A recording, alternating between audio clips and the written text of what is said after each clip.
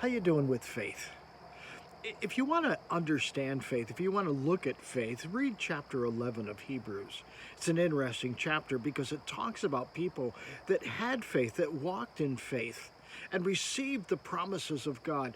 But it also talks about those who walked in faith and never received the promises of God. One of my favorite people in the Bible is Abraham. And Abraham is referred to in this chapter as a man who walked by faith. Let me read a little bit of what it says about him. In verse 8, it says, "By faith, Abraham obeyed God and called him to leave home and to go into another land that God would give him as an inheritance. He went without knowing where he was going.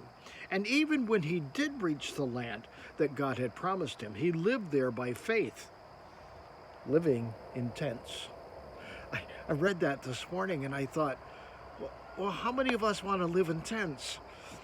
And yet Abraham did, and I realized that probably in that time and that culture, that wasn't that unusual. But as I was reading that this morning, I was thinking about backpacking, and I was thinking about living out in the woods in a tent. It gets old, and it can get old pretty quickly, especially on a day like today where it's rained during the night and everything is wet.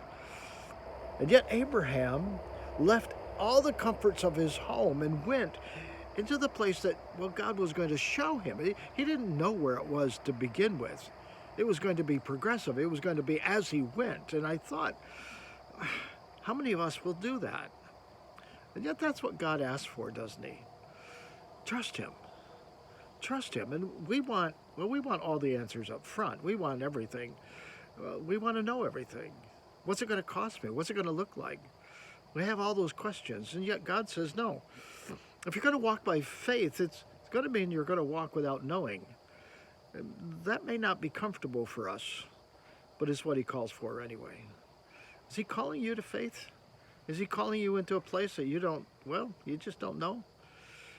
Go anyway. He's got a plan, and it's a good plan. Think about that today, would you? Hey, until next time, God bless.